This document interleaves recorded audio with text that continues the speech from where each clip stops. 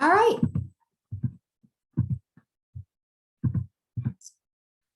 I hope everyone can see that. All right, everyone, again, welcome for being here today. We're going to be doing the third part of our evidence-based strategy series, today focusing on enforcement strategies. We've previously done youth engagement and social norms campaigns, so those are also available on our website and on our YouTube channel if you want to take a look at those, as well as the tools associated. But today we're focusing on enforcement. So our learning objectives for today include learning about some of our more common prevention enforcement strategies that we see utilized in prevention work and coalitions, increasing our participants' capacity to engage with the enforcement sector. You're going to be provided with a couple models of enforcement, a timeline for implementation, and some sample work plans. Also going to have an opportunity to engage with other participants to share some successes and some challenges that you may have encountered in your work on implementing enforcement strategies in your organization or within your community. And of course, be provided with several enforcement resources at the end. So kicking off, what do we mean by when we say, what does enforcement mean in terms of prevention strategies? So technically, we're talking about enforcement prevention strategies aimed to decrease underage access to alcohol, increase the perception of harm and risk of alcohol purchases, and prevent impaired driving. So working with our SAMHSA definitions across our 12 sectors, representatives of law are inclusive of several different categories. So oftentimes you might think of our police force, and of course that is a part of our enforcement infrastructure, but also juvenile review boards, youth bureaus, school resource officers, and compliance officers also make up this sector.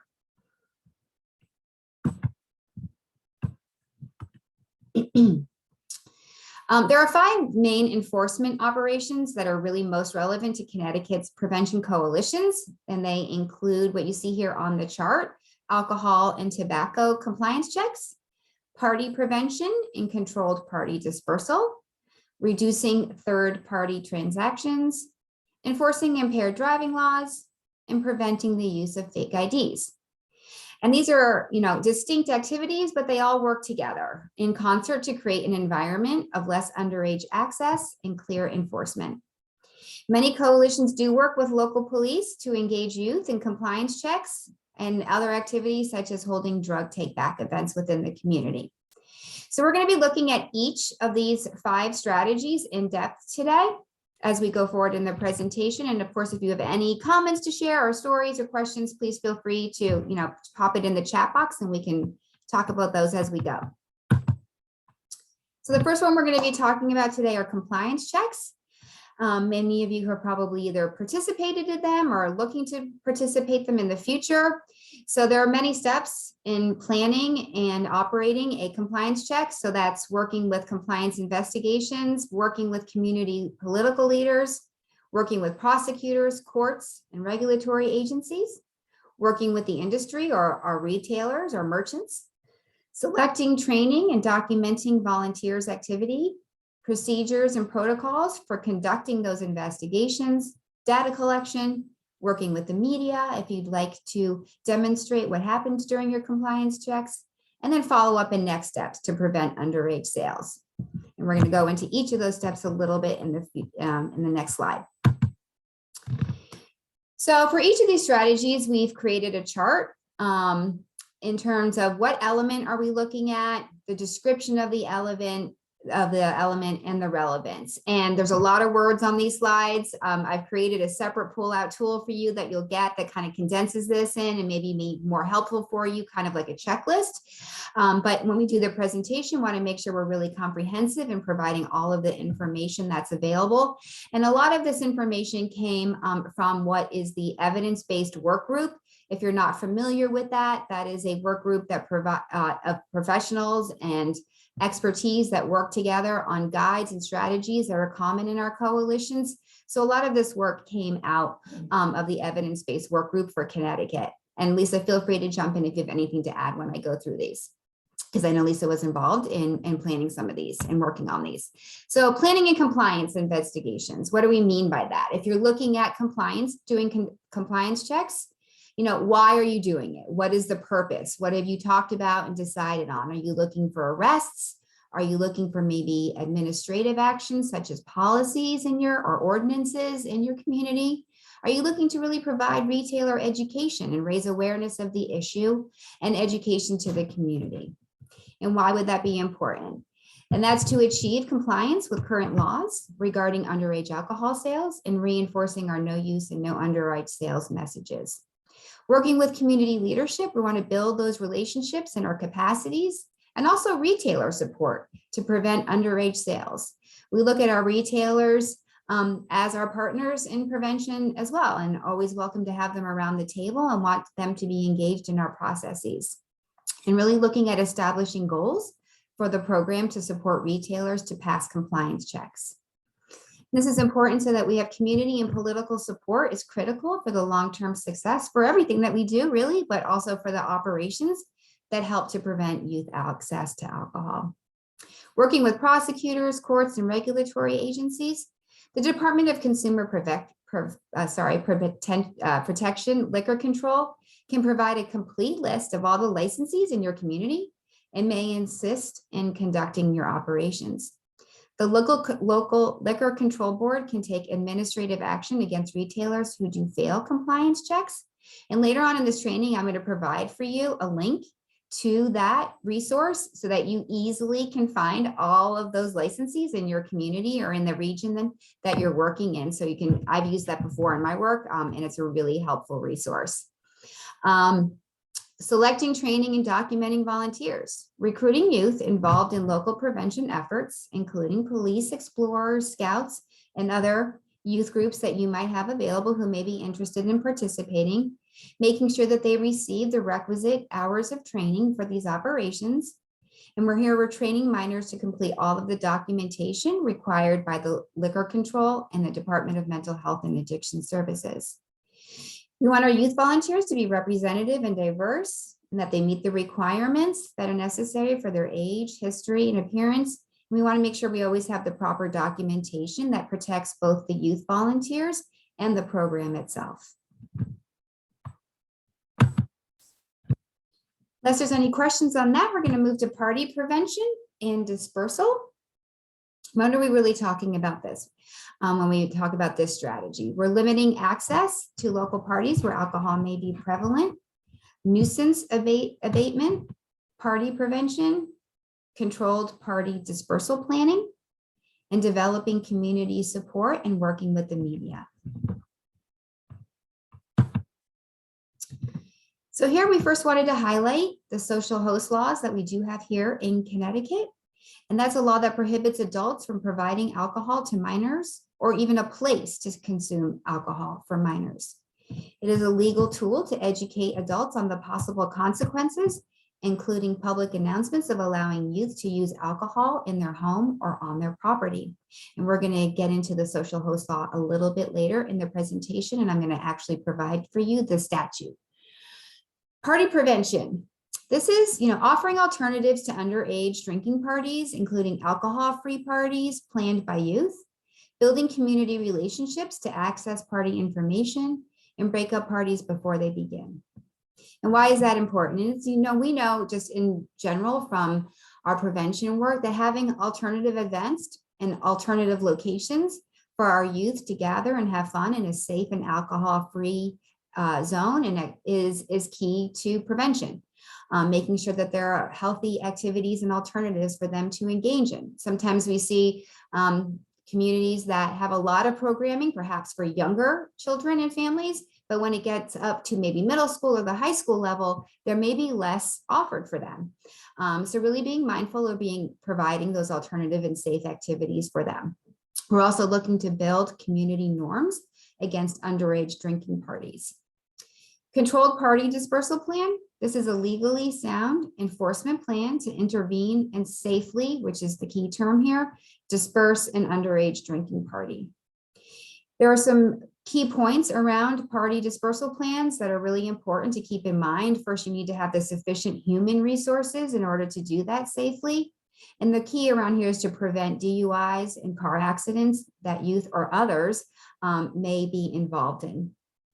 A dispersal plan really does seek to prevent chaos or people running or jumping into cars and trying to get away. So it is a very planned and well thought out activity. There are protocols for these operations, including briefing, deployment, scene security, and processing. Officers must be properly trained in conducting safe party dispersal. So it's not something we just want to go out and start doing without that proper planning and training ahead of time.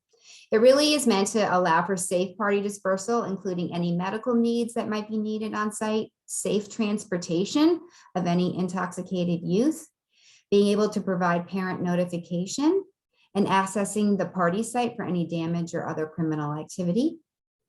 And properly trained officers really are seeking to minimize risk here and operational problems or mistakes that come as a part of the dispersal plan.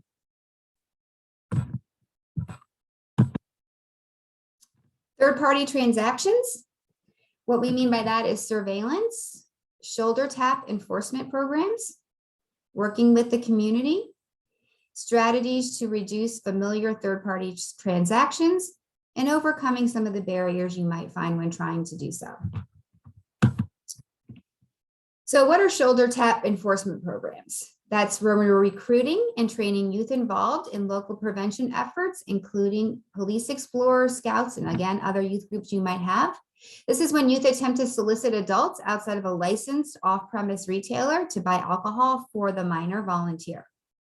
Trained minors complete all documentation required by the local police before, during, and after.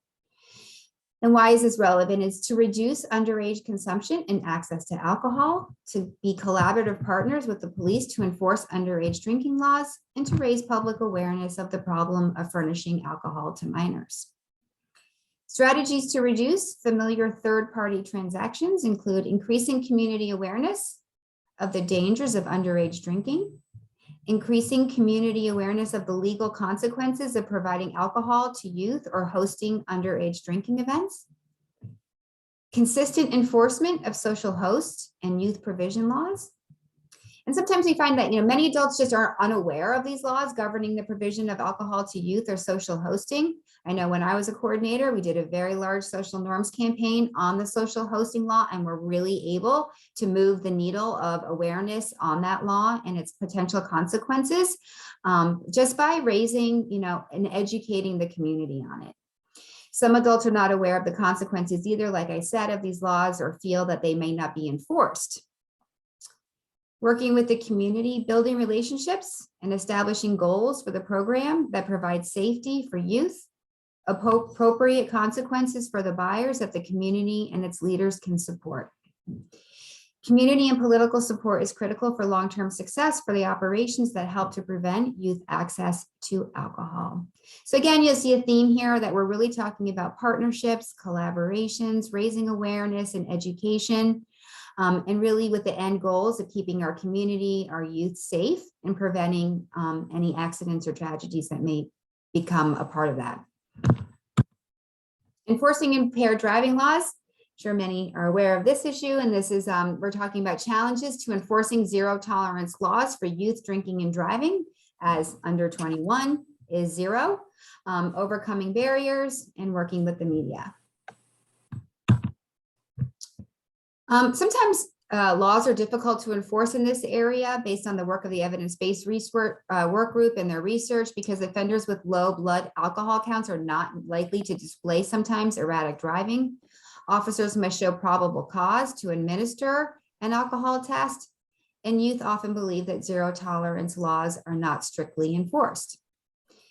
Barriers may prevent enforcement of impaired driving laws and decrease safety on our roads and highways. So, overcoming barriers, always trying to anticipate some of our challenges. He has about 2 weeks left of school and he can't wait for it to be over, period. The patient reports that his anxiety is on mute. Thank you. Sorry, guys. Be alert for any signs of alcohol, and then any amount is in a violation for drivers under the age of 21. Sometimes we'll see sobriety checkpoints, especially around certain holidays, as an opportunity to identify drivers who have been drinking.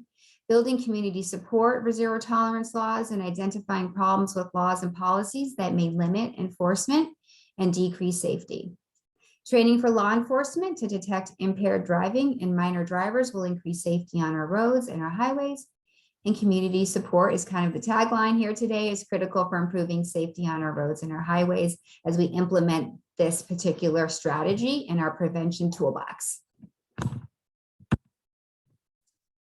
Fake IDs are known as false identification. In this area, we're going to go through several areas. What retailers, servers, and sellers can do to prevent the sales to persons under 21 using false IDs. What communities and law enforcement can do to reduce the use of illegal IDs, and what the state can do to assist in reducing their use. So there's several elements of state issued IDs that really help to prevent their fraudulent use. Training retailers in the security elements of our state issued IDs, such as ultraviolet images, ghost images, optical variable device, holograms, opacity mark, barcodes, etc. So depending on where you might be from, I'm sure that those IDs have similar functions. I know that when I was a coordinator, one of our enforcement strategies was to provide materials to local merchants on all of these factors and provide training for them as well. So just sometimes providing training or written materials for them can help. And this is really just seeking to increase the ability for retailers to detect fake IDs.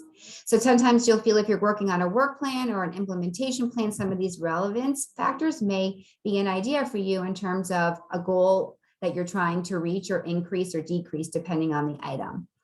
What retailers, servers, and sellers can do to prevent sales: establish strict policies for checking IDs, training of the retail staff on laws and policies, and providing staff with the necessary tools to properly check IDs. And this obviously helps with trained and prepared retailers with preventing underage sales using fake IDs. What communities can do is looking at an assessment of your current laws and policies and enforcement of them in your area. Mandatory ID checking policies if you don't have them, prioritizing police response to calls for service involving fake IDs, providing retailer training on detecting and dealing with cases involving fake IDs. So those are some ideas that you may want to look at.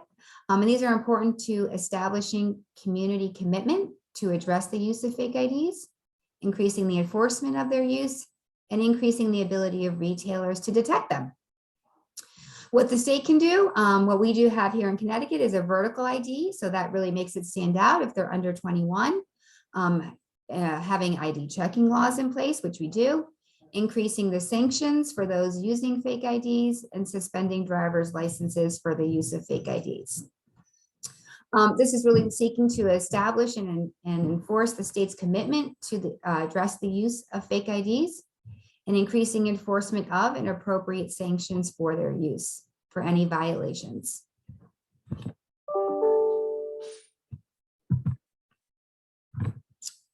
So we went through the first 5 main strategies there in kind of a lot of detail, but I know there are a lot of other strategies in the enforcement sector that a lot of us have used or may think about using in addition to those 5. So I wanted to provide a slide here with some other ideas on how critical the enforcement sector is to our work, and how, you know, a lot of coalitions and communities partner and collaborate with the enforcement teams in your community. So I've already mentioned several times creating a social norms campaign, including enforcement messaging and data. So sometimes through your youth surveys or your community surveys, or reporting by the police department themselves, you can include that data in your social norms. How many DUIs, you know, how many merchant compliance checks have you done, who passed, and including that in some of your messaging. So social norms campaigns are really great because they really elevate the messaging. They allow for you to partner with a whole host of people. Police sometimes will share the information that you might create in your organization as they collaborate with you, and it can really lead to a really beneficial, positive relationship in terms of prevention before something happens. Again, educating the public on enforcement data, again, that DUIs, merchant compliance, social host citations.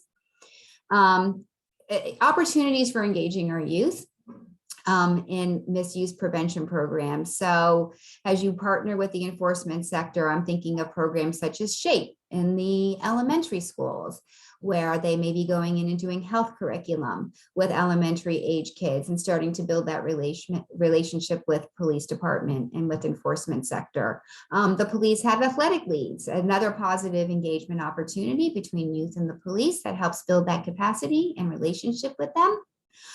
There's in-school health programming as well that can go over these topics with students at the developmentally appropriate time and built into your district health curriculums. And oftentimes we'll see a lot of parent panels, whether they are now on Zoom or in person. Whenever they're doing a school panel or presentation on something, they may include enforcement speaker on any number of topics as a part of that parent panel and including them in the work that's being done in our schools. Again, many organizations in our community also partner with the enforcement sector in hosting community trainings, such as Narcan trainings, QPR trainings, hidden in plain sight. I know in my community, they're often held at the fire department training school, so that we partner in a lot of those training initiatives with them in that way, and hosting or providing mental health first aid. I'm sure many of you have used some of these before. I'm going to stop really quick and just check, since I can't see the chat myself when I have my screen like this. So is there any questions, or does anybody have any comments at this point before I move on to the next section? Is there anything in the chat, Lisa or David?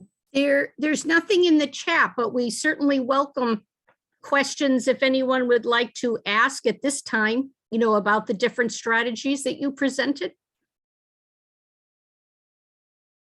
No. If not, then I'm going to move on to, no TTAS training would be complete without a little SPF, a little strategic prevention framework. So I have included in this presentation some of the steps across the SPF when engaging law enforcement. We have a totally different training on this sector that takes you through the full SPF process, and that is available on our website and on your YouTube channel. But I did want to include some of the more poignant points for this presentation in here as well. So for those of you that use the strategic prevention framework model or any model that's similar to that, there are several steps, as you know, the first one being assessment. So just a brief synopsis of law enforcement data in the assessment phase are collected through various means. Examples can be data include compliance checks, number, percent pass, number of DUI citations, social host citations, conducting any informational interviews and focus groups with members of law enforcement, your juvenile review boards, or school resource officers to get a little more qualitative information on what they're seeing out there and what they might think is happening. So those are some sources of data that is then used to identify your community's priority substances and associated risk factors and determine the evidence-based strategies to prevent and reduce substance misuse. And then jumping to the end of that cycle to evaluation, always referring back to our law enforcement data that you would have used in your needs assessment. Once you have results from your data sources, always a good idea to create a presentation that displays any changes over time, plus or minus, depending on the goals and the strategies that you set during your needs assessment and planning phases. Identifying the areas where you were successful and the areas that are still in need of further focus and intervention. So that is that. Oops, sorry. Implementation. Implement FITs. Once the priority areas are determined and you've created a plan, and all the sectors have been engaged in the coalition, you're going to determine a timeline to implement your strategies and your activities. Just some key tips on implementation is alternating day and night and weekend events, which would allow for broader community attendance, asking different participants or stakeholders in your community for their input along the way on how you're going to do your activities, ensuring all sectors and members are aware of your events, that you have a broad communication toolbox, email, social media. Perhaps you have access to being able to use any email system in your school system, or a town email distribution system is always great because that does tend to reach a lot of people in your community. Also asking your partners to promote and share your events and initiatives through their network and through their social media and channels. So just elevating each other's messages and activities that you're doing.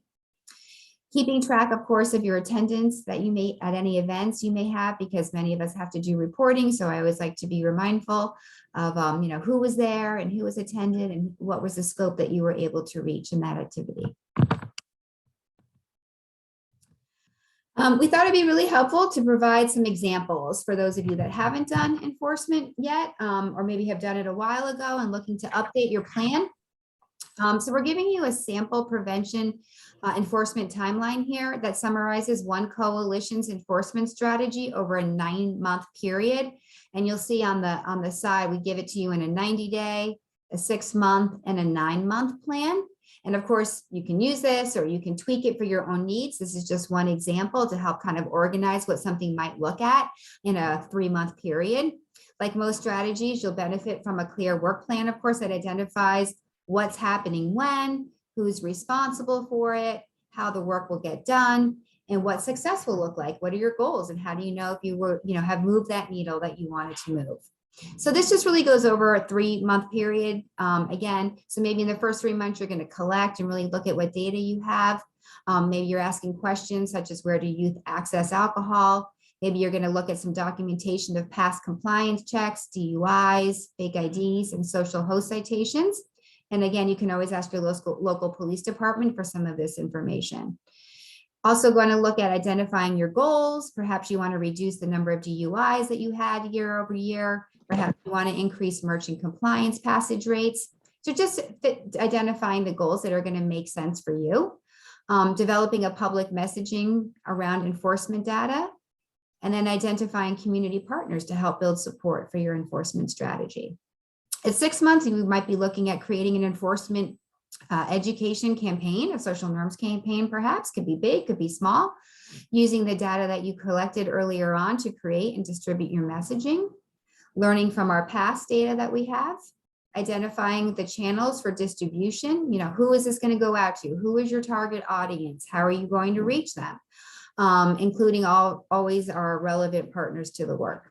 Scheduling your message around particular events such as prom, certain holidays, and graduations are some common examples around. We might see some increase in enforcement messaging to ensure timeliness. And then plan trainings for merchants, servers, and bartenders and police around tips and party dispersal. So that might be a 6-month plan. And then at 9 months, the 9-month milestone, you're looking at really that implementation and evaluation phase. So delivering any trainings that you might have planned for merchants or servers in the police department, distributing your campaign materials at trainings through your various partners and networks, and using your social media.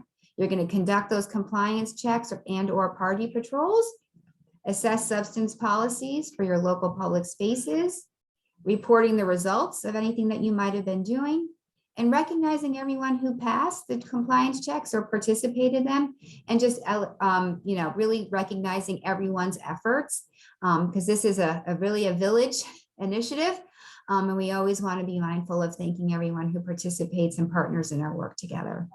So does anyone have any questions on this sample kind of 9-month? I just wanted to say that this is a pretty ambitious plan, and it's excellent and this might be appropriate for an experienced coalition that's already built some of those relationships. If you're newer to this work or your community is, it might take you 2 years, to get to those 9-month milestones, because you're spending a lot of time building those relationships, building capacity with the police or with other folks, other sectors, so you can get to those 9-month milestones. So you can actually do some of that work. So it really depends on where you are as a coordinator and where the coalition is. Yeah, thanks, Lisa. And, you could always take this out to 12 months, Yes. as Yep. well. And, break it up a little bit more into smaller chunks. So this is just an example that you can Yep. tweak for your needs and can be built out in smaller or larger pieces. So. And did I interrupt somebody who was going to ask a question or a comment? I can't see anyone. I don't think so, but if anyone has a question, they can unmute. Okay. Okay, so this is really just a chart that gives you a sample enforcement strategy implementation plan, and maybe your organization or your coalition does things a little bit differently, but for the coalitions here in Connecticut, this is pretty typical of what we would see for an implementation plan.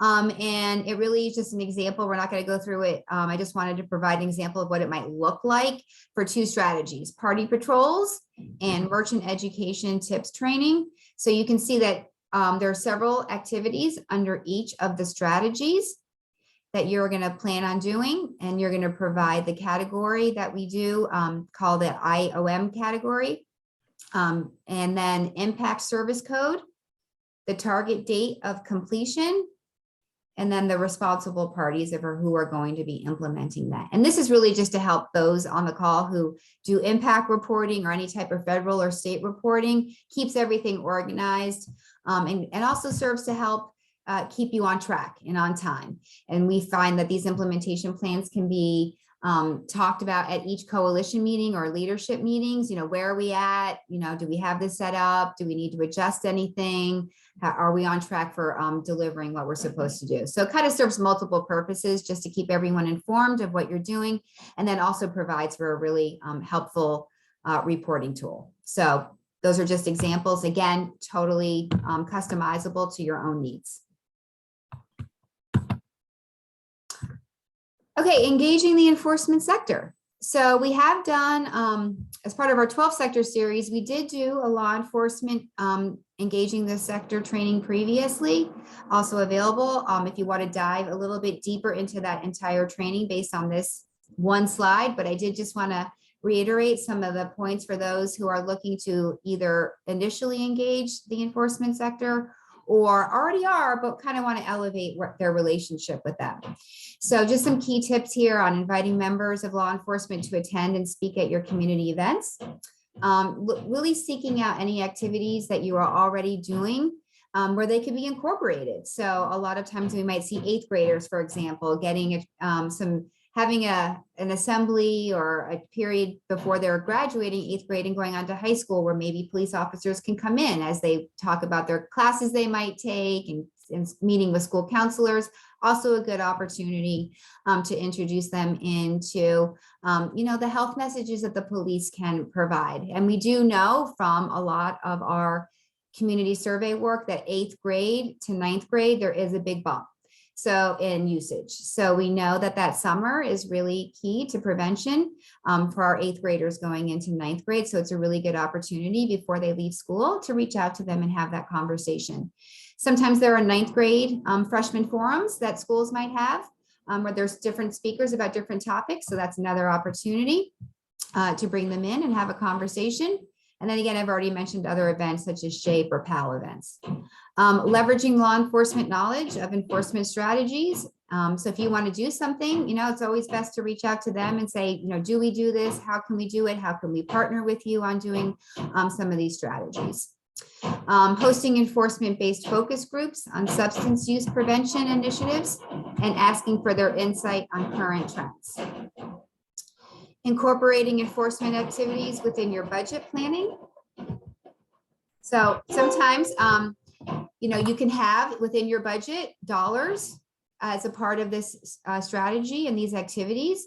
And that's okay. Everyone has a budget that they're working on and that they're allocating their resources to, human, material, or fiscal. So you do see sometimes putting some money to this. Maybe you're going to host that tips training and you're going to pay for it, the licensees if it's online, or you're going to provide that space. So again, just thinking of how you want to allocate some of your budget dollars.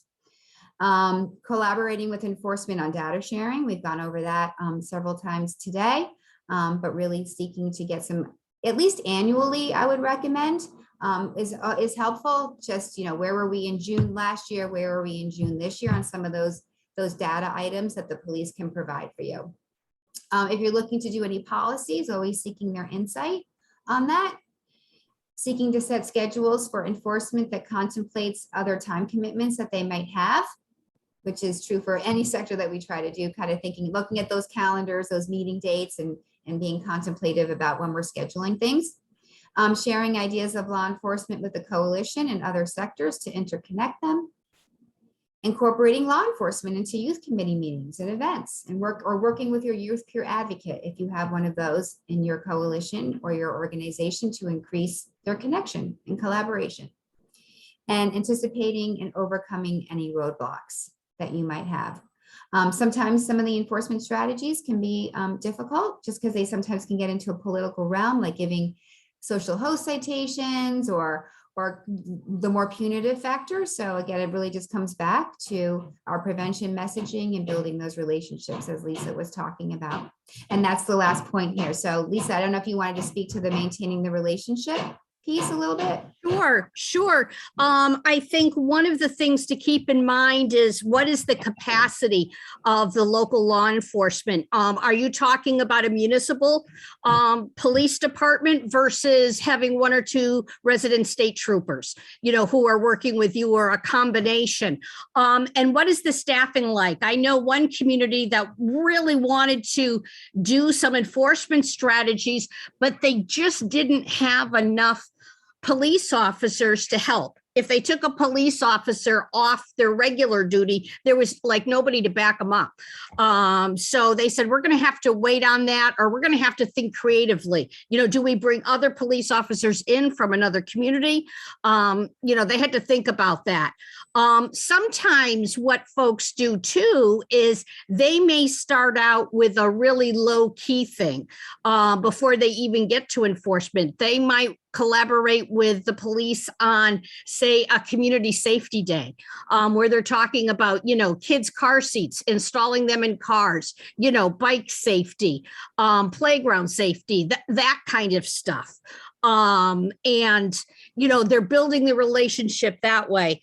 I know one coordinator who used to celebrate like Law Enforcement Appreciation Day, periodically would bring donuts as a joke, but they appreciated it to the law enforcement as a thank you. And then we go all the way to the other extreme where we see local law enforcement after they've received some training and experience, they completely take over responsibility for the enforcement strategies. They say, okay, this is part of our job. We're going to continue to do this, even after the grant ends or after the funding that they may have received. It's like, yep, this is going to be part of how we do business now. So you see a whole range of what communities are doing depending on their capacity, their knowledge, and their experience.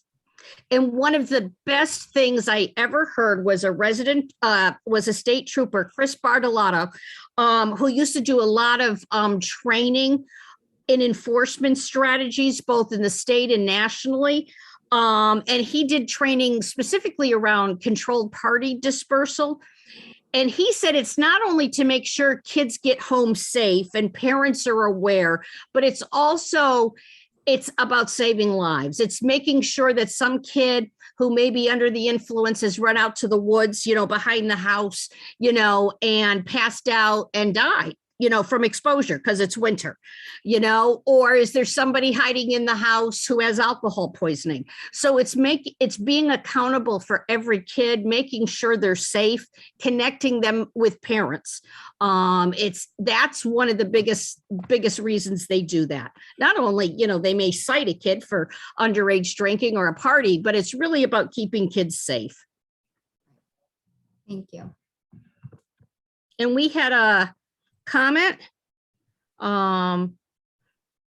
Dina said from Durham Middlefield, we have 3 state troopers for 2 towns and they're super busy. They help us the most they can. And I think that's a good thing to remember in a lot of our rural towns is they may have 1 or 2 resident state troopers, and they just don't have the flexibility to do some of these things. But what they can do is they may be able to offer us some advice in terms of how we may adapt to be successful.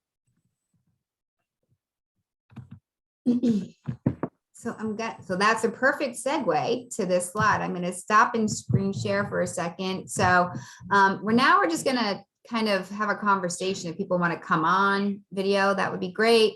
But anyone who's actually done enforcement strategies and just want to share any stories in terms of success or challenges that you've faced along the way of engaging this sector. I can just call on people. Anyone want to share anything? I can share one to kick it off. One is sometimes I've seen this happen in a couple of towns where they may have not made a lot of progress working with the law enforcement, and the powers that be retire, and some new folks come in where they've done it before in a previous town, and they're like, what are we doing around this? When are we going to get started? And the coordinators go, yeah. And so sometimes that's what it takes. Sometimes, you wait for a new person to come in. Sometimes you also look and see who's your ally, who is passionate about kids and prevention, keeping kids safe. It could be the SRO, the school resource officer. It could be a youth officer. It could be and one community that I hold near and dear, it's a deputy chief who was a bit of a hellion when he was a kid. And so he really gets it and understands that kids are capable of change, and really is an advocate for kids, and says, hey, we have a role to do here. We can be helping keeping kids and families safe. So sometimes it's finding that advocate. I know of one community where a new coordinator came in, could not get anybody at the police station to return calls. I even teased her. I said, why don't you go sit outside their office, and wait for somebody to recognize you? And she did that.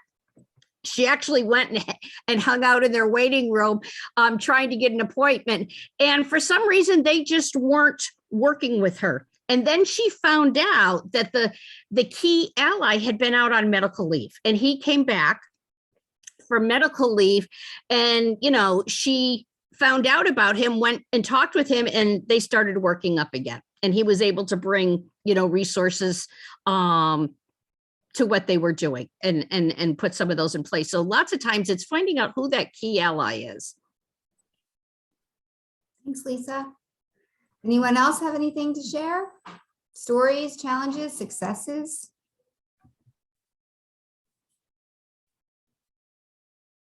No? I know in Groton, Carolyn Wilson, the coordinator there, got one of the ID scanners and was sharing it with the different alcohol vendors, the package stores.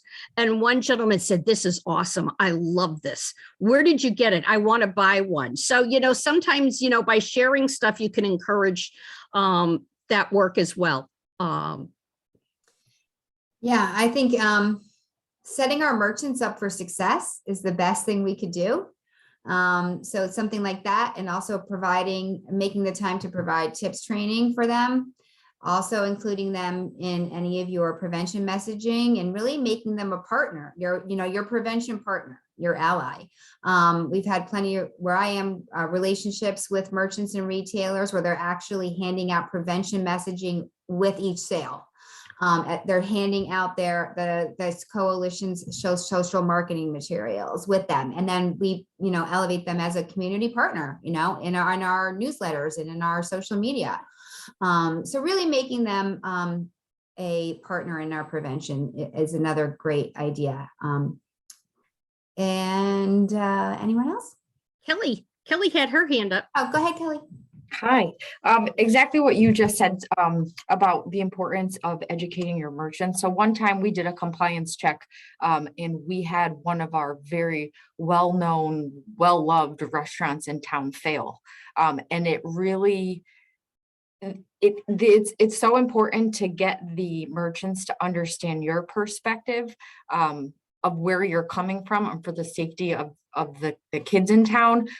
They had to lose their liquor license for a couple, I think it was 3 days that they had to shut down for, and it really negatively not only influence their business, but the people that work there. And it was just like a ripple effect of how we do compliance checks, thinking like, this is the way to, prevent underage drinking. And then you don't see the other side of how it really impacts the businesses. And then their name was in the paper. And so all of the things that we work for in the order, but then how it really impacts the business. So if you can really strengthen that relationship so that they understand why you're doing what you're doing and really focus your efforts on the education piece, then the compliance checks hopefully will be successful. But it's tough. It's tough because we go to that restaurant personally, and that's and then to get them in trouble is tough. So and what some communities do is they do a really robust education effort first with the different owners before they do their compliance checks.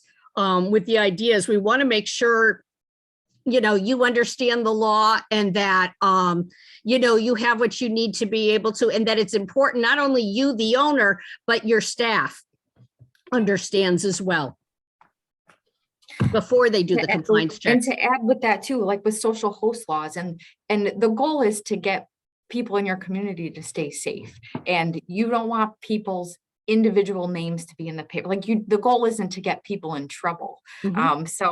So I think keeping that in mind as you put these operations in place, just to see both sides of it. So the goal is just to keep the kids safe.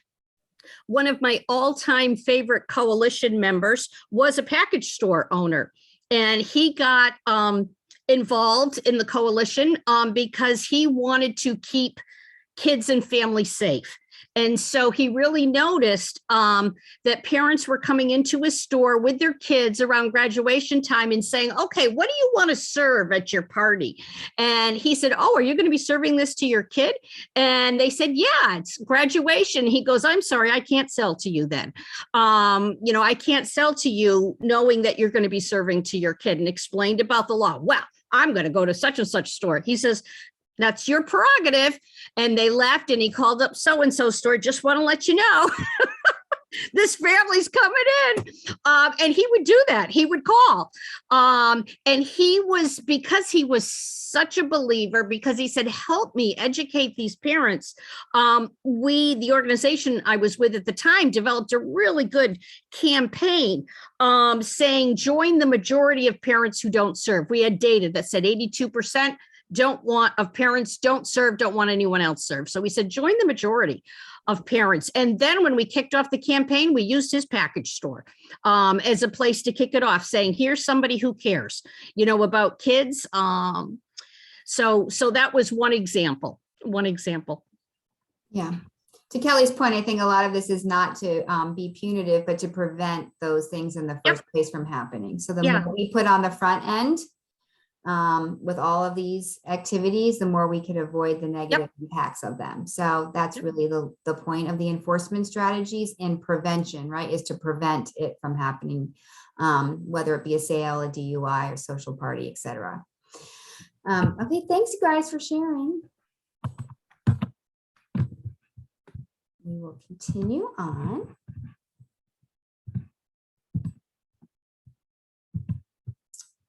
Okay.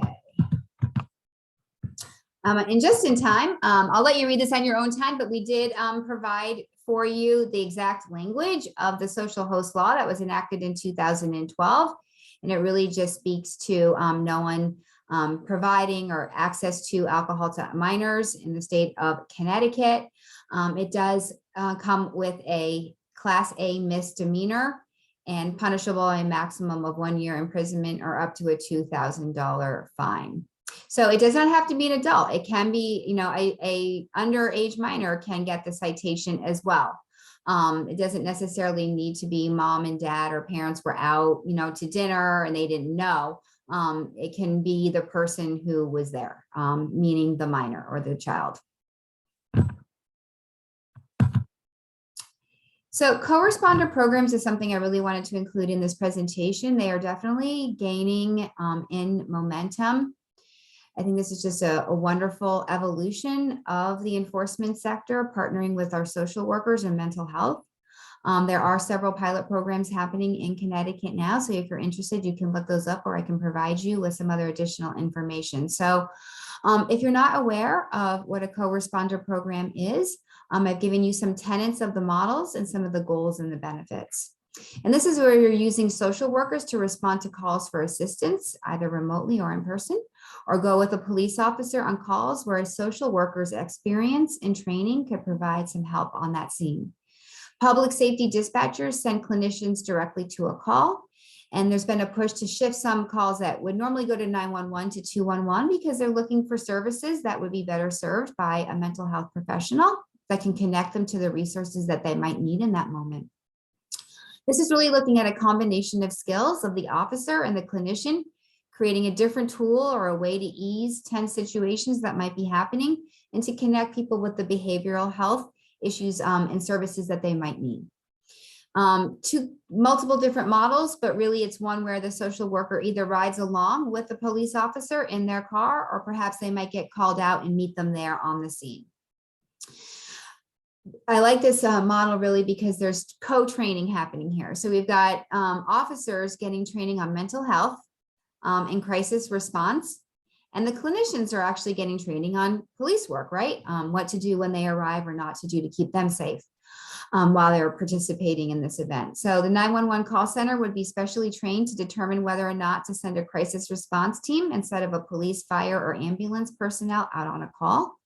It's not, like I said, it's not a new concept. It's been piloted here in Connecticut and around the country. So that gives you just a broad idea of what the tenets of the model are, and the goals and the benefits really are to make sure that citizens are directed to the appropriate care that they need and that the right skills are on scene. We're looking to lower arrest and incarceration rates here by really de-escalating in the moment and making sure we're providing the appropriate resources that someone might need in the time, rather than just going straight to an arrest. The police are really able then to focus more on the crime matters that might be present or the medical emergencies and safety, whereas that social worker can really help with the behavioral health components that might be happening. It is easing non-emergency calls to 911 as they get shifted to the 211 helpline. Clinicians are called in for behavioral health calls related to substance use, but other necessities as well, such as food and housing crisis that might be happening with that person. We're seeing that they do provide for a cost savings, and they are addressing gaps in social services and greater access to the full continuum of care that we're seeking to provide for people. So does anyone have any questions? I know that's kind of a broad overview of a co-responder program. I think it's quite wonderful. And I'm sure you can find some more information on it online, but if there's any kind of general questions around that, I'd be happy to take them. But this is an area that Connecticut is looking to, do more of, and hopefully it helps people get the care that they need at the moment. So I wanted to include that. The other thing some law enforcement police departments are doing is Project Hope and other names. And Kelly, you can jump in here too if you wanted to share. But I know Southington, Manchester, maybe Meriden, and some other communities, a person with a substance misuse problem can go to the police department and ask for some help. Say, I'd like to stop using, or I'd like to get into treatment, and the police department will help facilitate that process. Did you want to say anything, Kelly, about that? Or Sure. I don't know if anyone from Manchester is on here, but it did come from the city of Manchester, and they train police officers to be able to do a warm handoff. So if someone is coming in, the response isn't to make an arrest. The response is to provide resources and services to get the person to the appropriate treatment or what they need. So it just makes mental health become a relevant topic of conversation for the law enforcement community. thank you. Also, I'm sure many of you are familiar with Connecticut Youth Service Bureaus. You might have one in your community or near your community. So we wanted to include them as a part of our prevention infrastructure as well. The Connecticut Youth Services Association, CYSA, leads, strengthens, and supports a unified network of youth service bureaus dedicated to promoting the well-being of Connecticut's children, youth, and families. So CYSA is kind of like the broad umbrella membership group under which youth service bureaus may be a member of or may not be of. Youth service bureaus and juvenile review boards functions fall across several areas. And this is not an all-inclusive list, but gives you a broad idea of the work that they do in terms of direct services of youth who may come into contact with the juvenile justice system, positive youth leadership and development programming, mental health, truancy and substance misuse prevention, child welfare, restorative justice, community outreach, and advocacy for youth at the local and state levels. They do more than that, but those are just some of the areas. Juvenile review boards are a way to divert first-time youth offenders out of the juvenile justice system. And I did provide a link here for you. So for further information on the youth service bureaus or to locate one in your community or nearby, I've given you a direct link to the Find a YSB. So you can look that up if you'd like to on your own time and get connected with them if you're not already, or see the broad realm of services that they do provide. Lisa, I know you wanted to say a little bit something more about the YSBs. Oh, YSBs are one of my most favorite places in Connecticut. They're the unsung hero of working with young people, and they really vary from community to community. They may be part of municipal government and located at your town hall or your municipal center, or they may be a private nonprofit organization. You see that even more with say regional school districts where 3 towns come together, not only to, for the high school, but there may be a regional youth service bureau as well. So it doesn't belong to any one town. They get their funding from a variety of sources, not enough, in my opinion, but they do the range. They do prevention and positive youth development. They do with their often local prevention councils. They're the repository for the local prevention council and the convener of coalitions. They do intervention, counseling services, aftercare. But one of the things they do that's really important is the Juvenile Review Board. And that's an opportunity to bring different folks from the community together to review the case. They do an assessment on kids who've been referred, either from police or the schools. Parents and kids can self-refer in some places. And basically, it's to divert kids from juvenile justice, to keep them out of the court system and connect with them over something that they've done that they shouldn't be. So usually it's not a violent offense. It's a first-time offense. And the idea is to not only work with them more directly, but also to get services that they might need. To talk with the kids and the parents and find out, are they in need of services, and to connect them with services. And often police are serving on these youth service bureaus to provide that expertise, the law enforcement expertise. And they're going to be used more and more with marijuana when kids are cited for marijuana. And I'd have to double check the law to be exact. And there may be somebody who knows this, but I don't know if it's your first or second citation, you get referred to the Juvenile Review Board. We can actually find that the Connecticut Clearinghouse has created a handout on that. And we can put a link to that in the follow-up email with the PowerPoint. All right, thank you.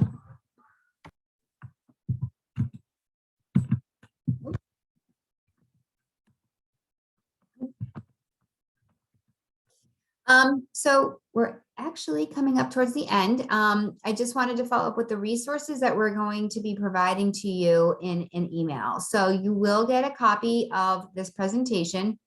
I've also created an enforcement strategies tool. So those charts on the 5 main strategies, I kind of pulled them out of this main presentation and just created a really condensed version of that in case you wanted to print that out and use that at a coalition meeting, or maybe think about it as a checklist on any of the strategies that you might want to implement. So that will be uploaded to our website and sent to you. I did mention that we already do have a 12 sector collaboration series on enforcement that's available on our YouTube channel or our website if you want to look a little bit more into engaging the sector if you haven't already. The TTASC evidence-based workgroup enforcement strategy guide, which is also another condensed version of this presentation down to about 2 pages, will be up on our website, and that is actually already up on our website. I've also created a link here to the New England PTC webinar called Direct to Consumer: Alcohol Sales in the Era of COVID-19, Enforcement and Policy Challenges. TTASC did a separate training on direct to consumer during COVID. As things were changing, you might be aware, like to go and people getting delivery. So we did a whole training on that, but I thought this was a nice thing to add for you if you have time at some point to look at how direct to consumer has somewhat changed the landscape in the world of prevention and enforcement. And then last but not least, I provide you with a Connecticut liquor license lookup.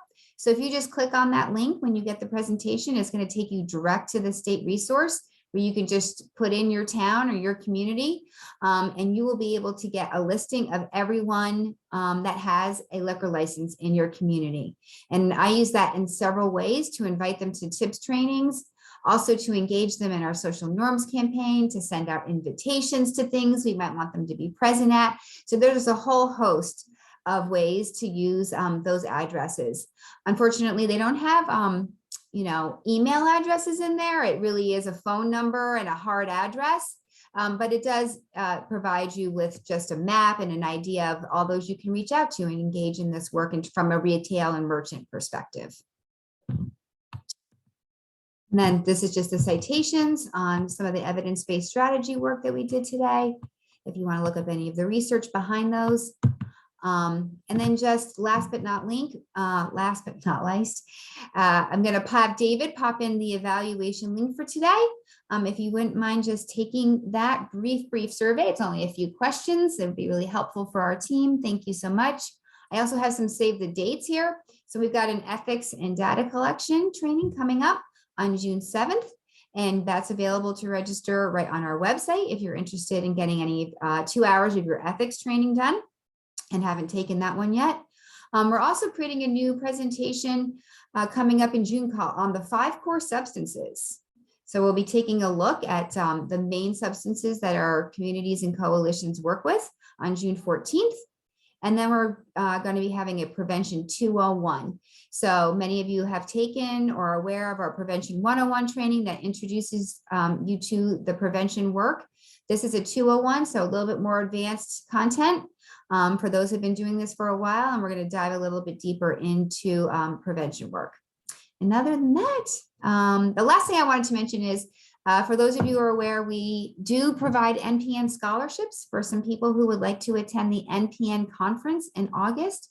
TTASC provides scholarships to those who may not have the funding to attend that conference. So the application is live on our website and open now. Looking for people who really haven't attended before as a priority, but by all means, if anyone is interested in possibly attaining one of our scholarships to attend NPN this year, by all means, I can follow up with you and provide you a link to that. And I think David is going to put a direct link right in the chat for you. So you will have NPN and the evaluation link in the chat. The National Prevention Network conference is usually the last week of August, and it floats around the country, but it's going to be virtual again this year. So you'll be able to access it from your computer.